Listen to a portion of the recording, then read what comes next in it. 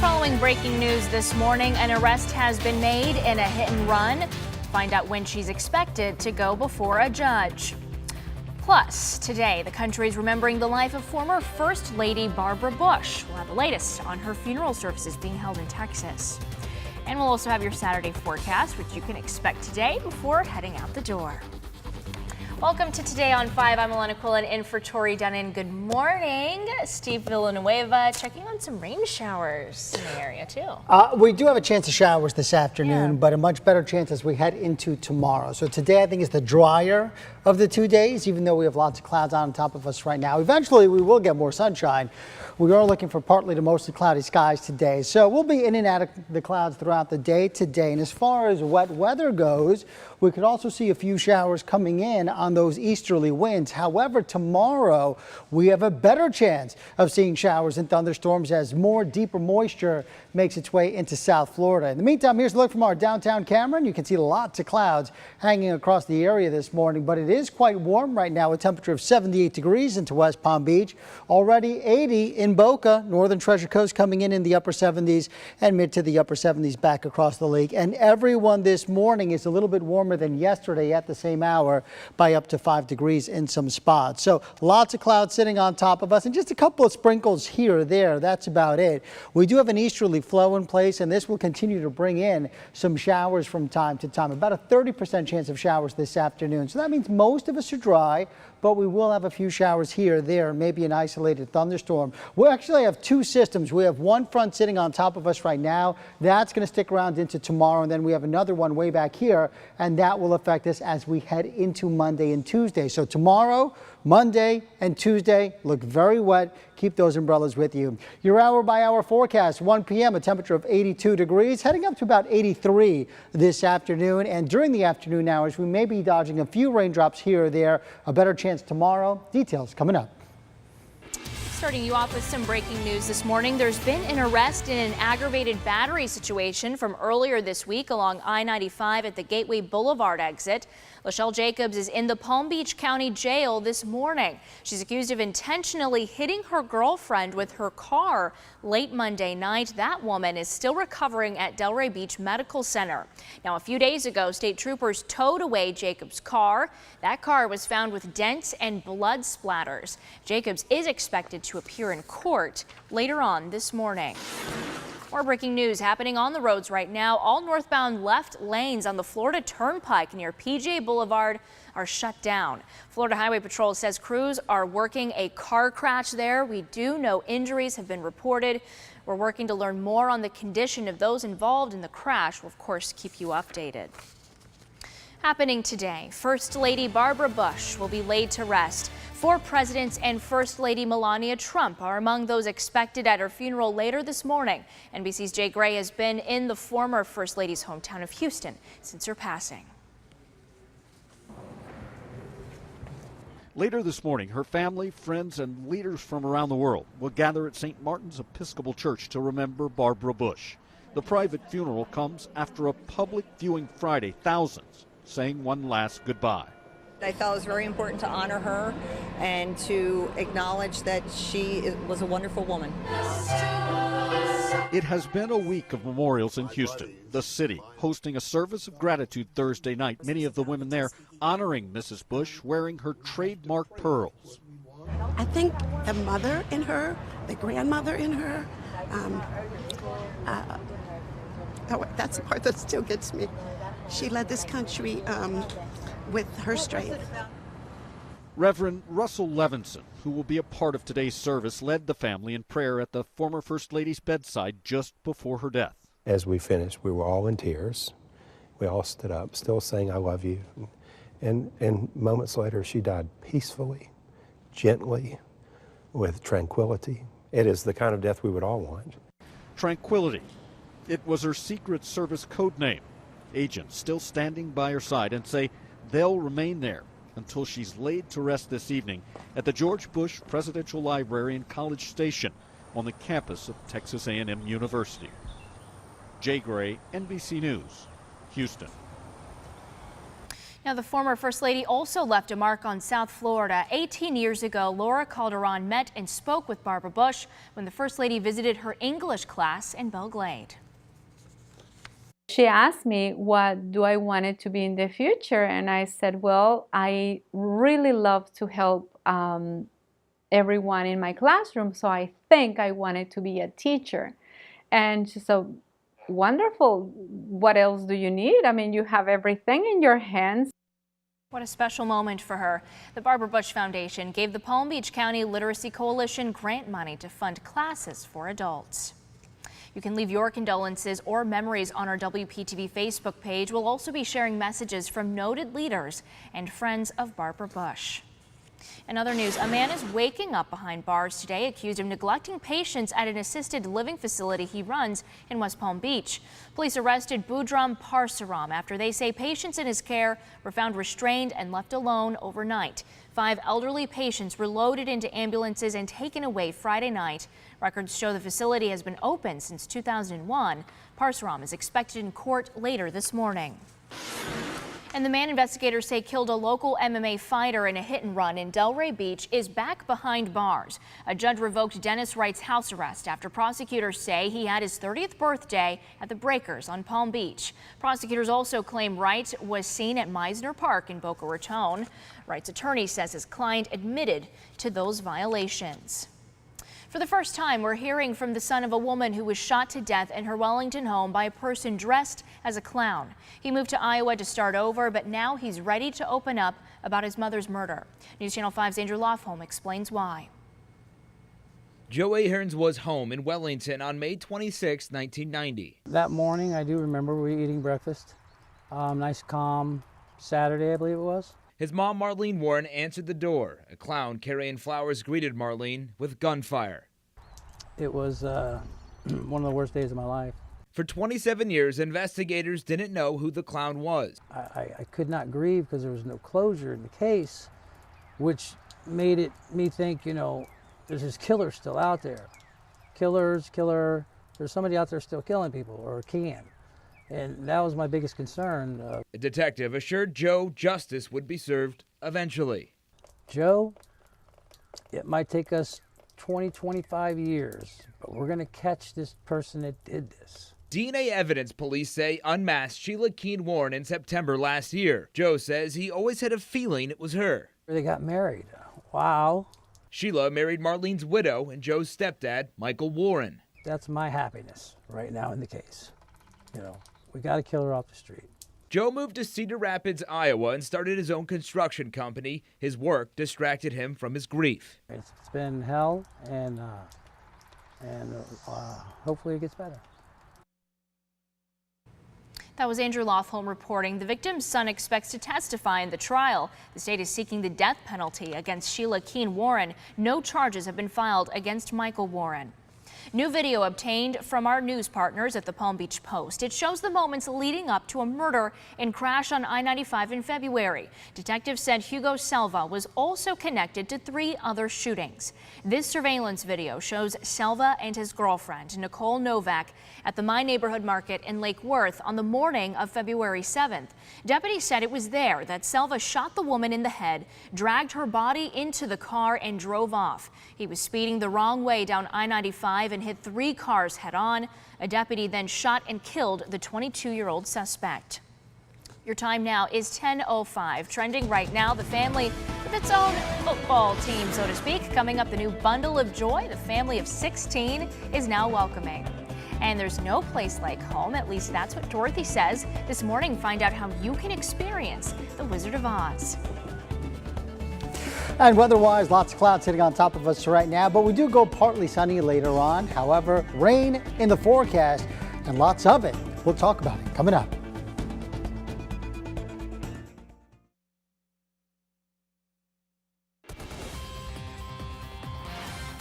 Well, it'll be South Florida Sunday on NBC this weekend. It sure will. 2 local kids featured in 2 of NBC's Sunday primetime shows.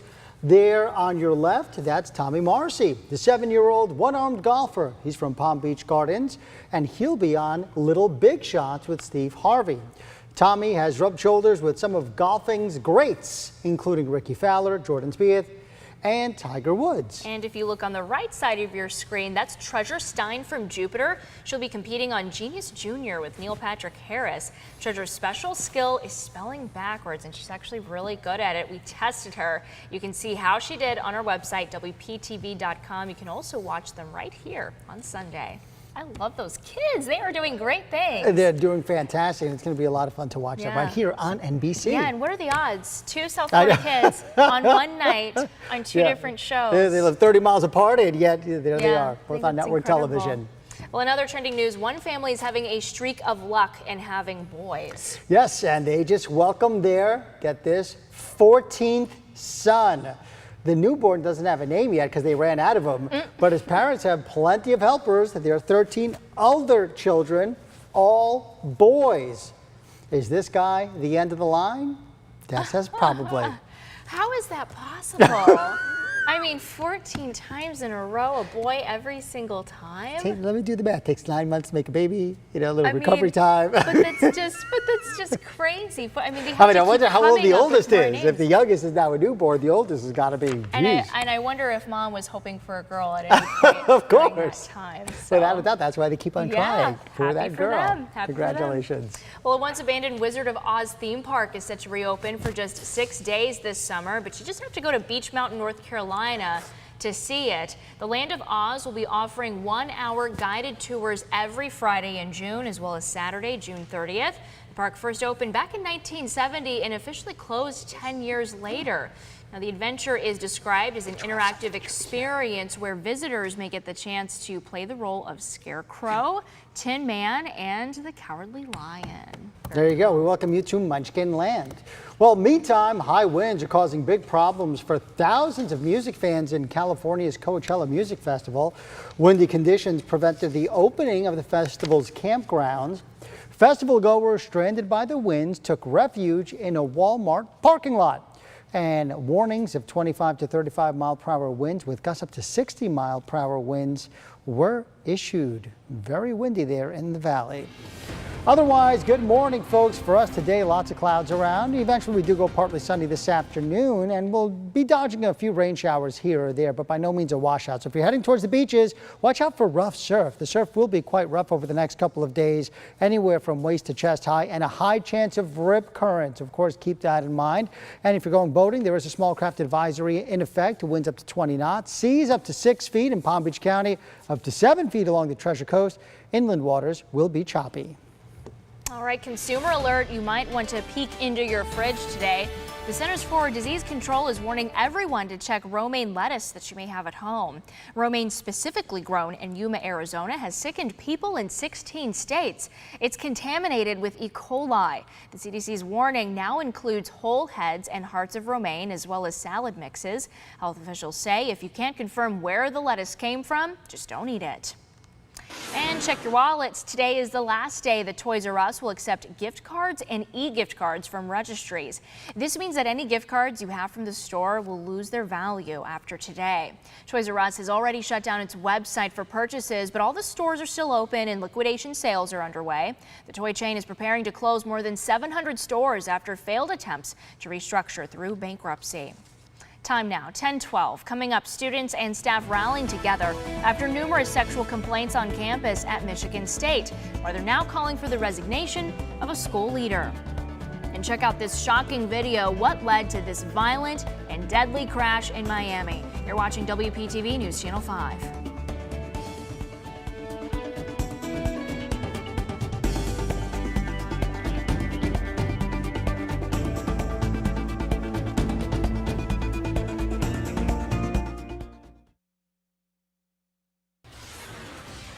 New this morning, a call for the resignation of Michigan State's Board of Trustees and interim president. This stems from the handling of the sexual complaints on campus over the past several years. Students, staff, and faculty rallied together yesterday. The group, called #ReclaimMSU, says they want the Board of Trustees and interim president John Engler gone.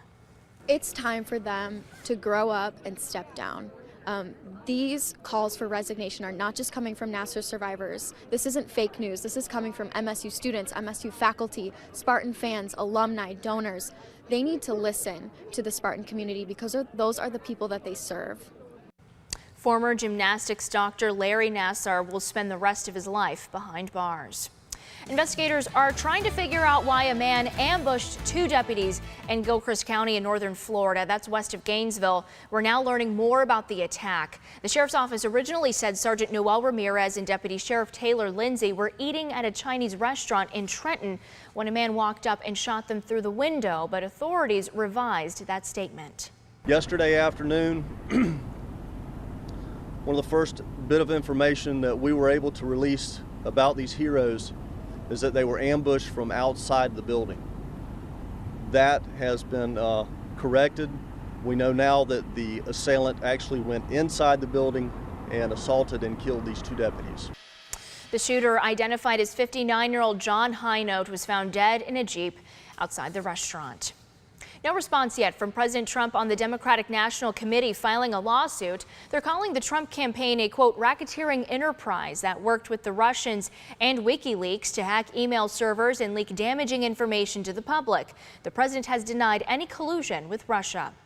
A federal judge postponed a ruling by the president and his personal lawyer to delay the lawsuit filed against them by adult film actress Stormy Daniels. Daniels wants a judge to void a contract she signed that stops her from talking about what she claims was a sexual relationship with the president. The judge said he wants to see whether FBI raids on Michael Cohen's office, home, and hotel room lead to a criminal indictment. Vice President Mike Pence made a stop in North Carolina yesterday. Several Republican lawmakers joined him in a panel discussion on stage, promising $1.7 trillion in tax cuts.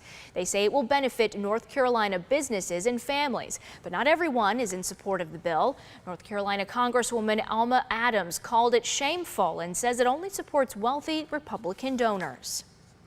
There is word that the FAA, alongside European authorities, is ordering worldwide emergency inspections of the jet engines that power the type of plane involved in Tuesday's deadly Southwest Airlines accident. The inspection order that some experts argue did not come soon enough focuses on fan blades. NBC's Tom Costello has new details. Under pressure to act, late today, the FAA finally did, issuing an emergency airworthiness directive, mandatory inspections within 20 days of 737 engines with 30,000 takeoff and landing cycles, more time to complete inspections on engines with fewer cycles. Southwest Airlines and other carriers had not waited on the FAA order, conducting the inspections round the clock, looking for signs of metal fatigue after Tuesday's mid-air explosion that killed a mother of 2. NTSB investigators say a broken fan blade likely caused the engine explosion. Another fan blade broke off on a Southwest engine in 2016, though no one was injured. In March and June of last year, the manufacturer, General Electric, called for engine inspections, warning of potential blade failure, uncontained forward release of debris, damage to the engine, and damage to the airplane. But the FAA still had not issued a formal order before Tuesday's mid-air emergency. Maintenance unions accuse the FAA of being too slow to act. Every day that they're flying these airplanes with this condition that potentially exists, we're putting the flying public and our flight crews at risk. The FAA says the normal process to issue an order laid out by Congress is deliberative and takes time. For its part, Southwest says its own crews conduct periodic engine maintenance, but major engine overhauls and inspections are done by the manufacturer. We hire GE to do the heavy engine overhaul or maintenance work on all of our engines. Let's take a live look now in Houston as people gather to say their final goodbyes to former First Lady Barbara Bush. Now, this is a private funeral service being held today. 4 presidents and First Lady Melania Trump are among those expected at this funeral that's ongoing right now. The former First Lady will be buried behind her husband's presidential library at Texas A&M University in College Station.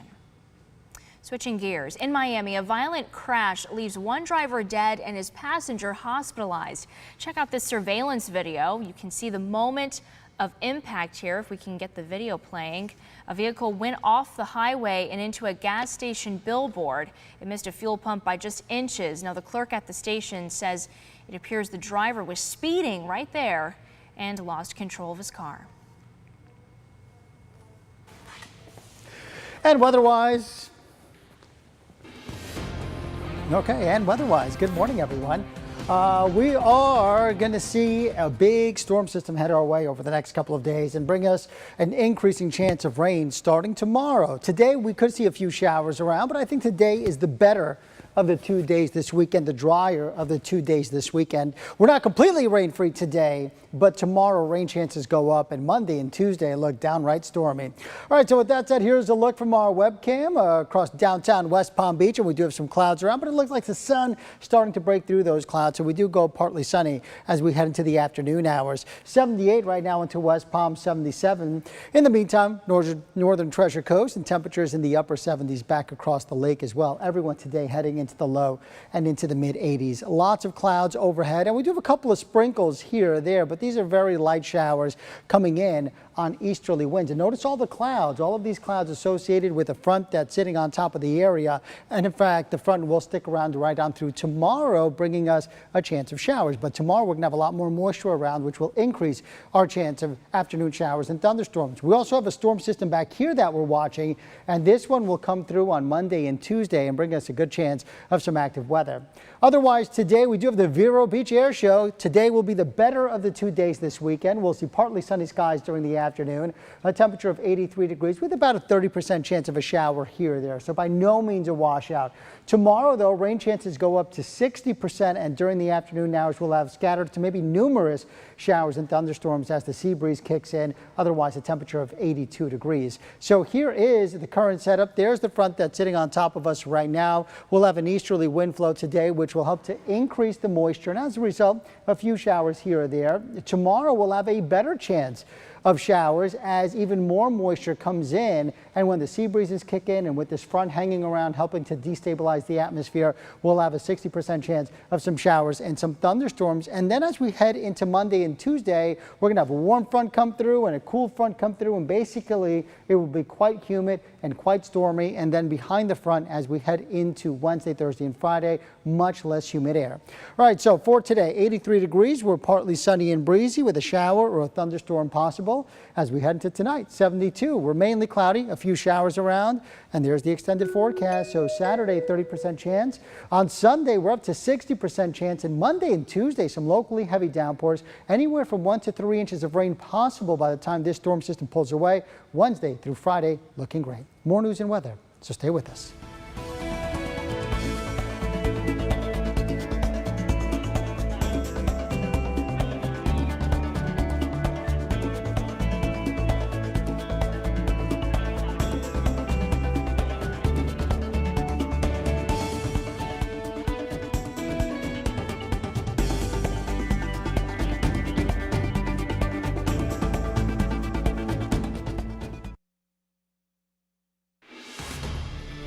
Before we sign off, here's a heads up for those who use the bank SunTrust. The bank admits more than 1 million clients' information may have been accessed. SunTrust said it became aware of the potential theft by a former employee. Compromised information could include names, addresses, phone numbers, and account balances. SunTrust will offer identity protection for all of their affected clients.